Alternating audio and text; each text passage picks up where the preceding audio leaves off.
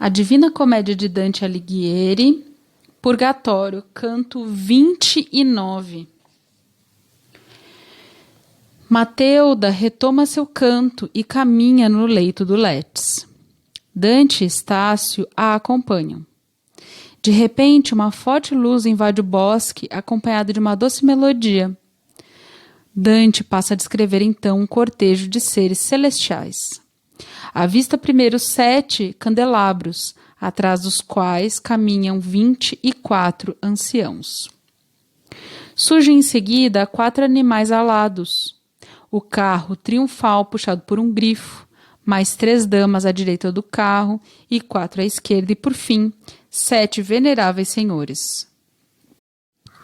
O cortejo para e o canto termina. Assim que terminou de falar, Mateuda recomeçou a cantar. Beati corum tecta sunt peccata. É o Salmo 32.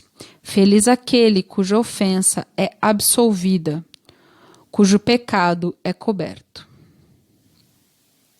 Como as ninfas que andavam sós pelos bosques, ora atrás do sol, ora escondendo-se dele, Mateuda começou a caminhar nas águas do Letes. Eu a acompanhei do outro lado do rio, imitando-a. Não havíamos dado, os dois juntos, 100 passos, quando a margem deu uma guinada tão forte que me vi diante do Oriente, na posição em que eu entrara ali. Andando mais um pouco, ela voltou-se para mim e disse: Irmão, olha e escuta. Eis então que um relâmpago inesperado atravessa todo o bosque. Paro, perplexo, pois se todo relâmpago assim como vem, rápido, se vai. Com este não foi assim. Permanecia brilhando cada vez mais. Que coisa é esta? Disse-me a mim mesmo.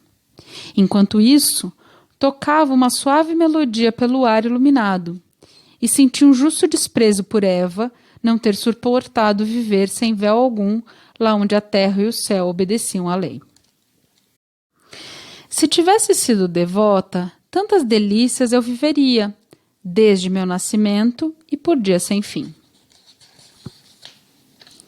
Enquanto andava entre tantas primícias, ansiando pelo eterno prazer e desejoso ainda de mais alegrias, o ar pareceu tomado por uma grande chama, e ali, guarnecido pelas copas das árvores, o doce canto tornou-se mais claro.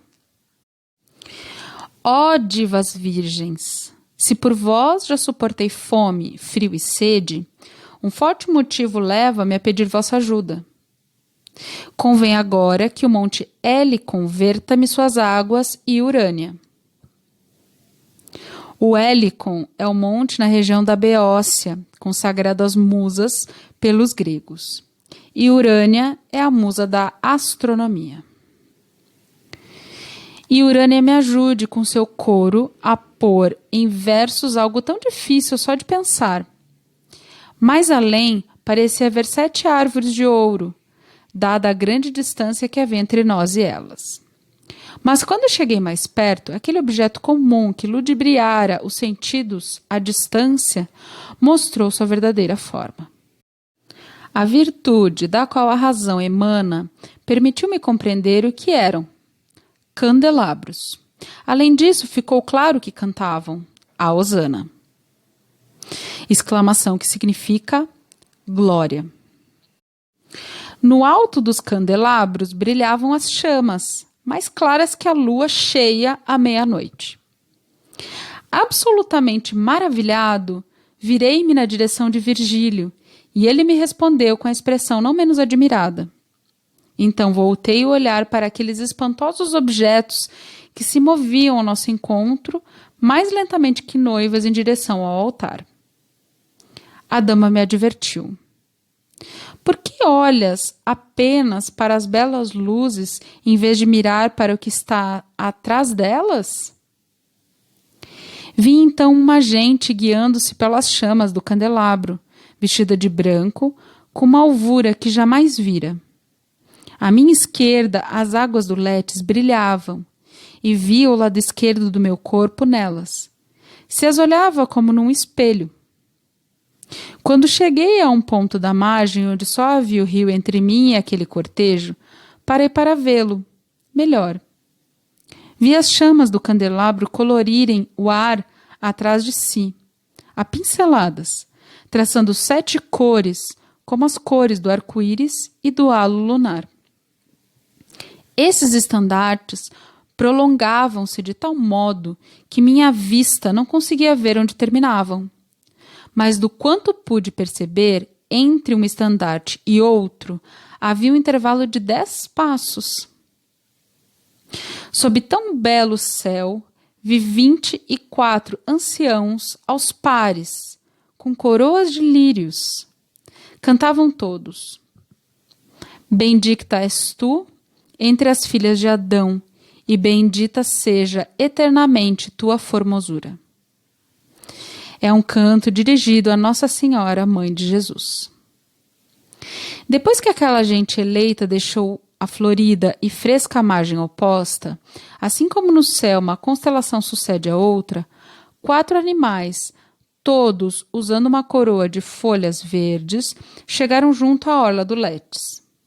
Tinham 6 asas, cada um, cheias de olhos penetrantes como os do Argo, que é um pastor de 100 olhos encarregado de vigiá-los, transformada em vaca por Hera.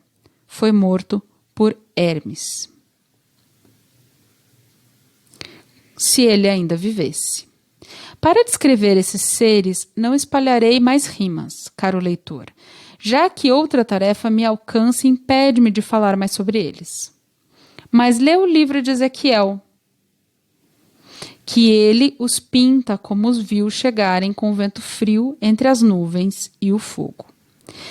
Tais como estão ali em suas páginas, mostram-se aqui, salvo suas asas, que em vez de 4, aqui se dividem em 6, como diz João, o evangelista. No espaço entre eles havia um carro triunfal de 2 rodas, puxado por um grifo. Grifo é um animal mitológico com corpo de leão e cabeça e asas de águia. O animal leva-o para o alto, voando entre as listras coloridas, fendendo o ar sem tocá-las. Com asas douradas e o corpo vermelho e branco, subiu tanto que não se o via mais. Nem em Roma se viu carro mais belo para saudar o africano ou mesmo Augusto. Até mesmo o carro de Apolo parecia pobre perto dele, aquele mesmo que foi queimado justamente por Zeus a pedido da terra. Ele se refere ao mito Faetonte, filho de Hélio, que pede para guiar o carro do pai. No céu desgovernado, o sol assola a terra, a qual pede ajuda a Zeus, que o destrói. Junto à roda direita do carro, 3 mulheres. Ele se refere às mulheres que representam as virtudes teologais: caridade, esperança e fé. 3 mulheres vinham dançando de mãos dadas. A primeira era tão vermelha que dentro das chamas só a muito custo seria percebida. A outra parecia ter as carnes e os ossos feitos de esmeralda. E a terceira era branca, como a neve recém-caída. Ora pareciam guiadas pela dama branca, ora pela vermelha, cujo canto dava o ritmo às outras. Junto à roda esquerda, outras 4 damas faziam festa, vestidas com roupas púrpura, guiadas por uma delas, que possuía 3 olhos na testa.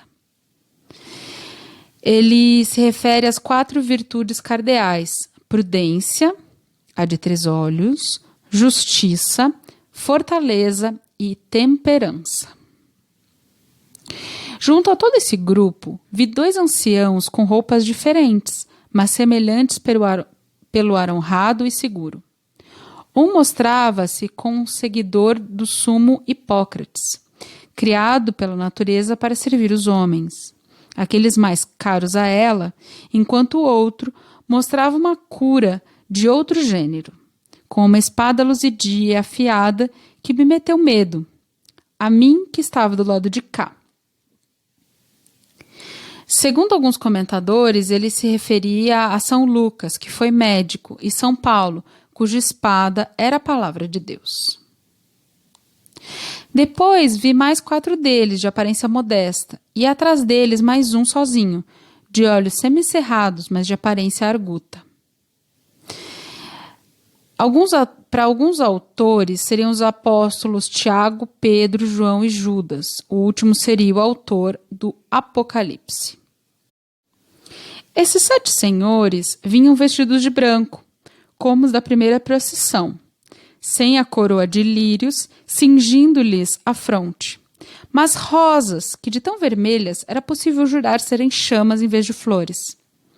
Quando o carro chegou à minha frente, ouviu-se um trovão, que fez parar toda aquela gente, como se fossem proibidos de prosseguir, firmando-se naquele ponto, junto às chamas dos 7 candelabros.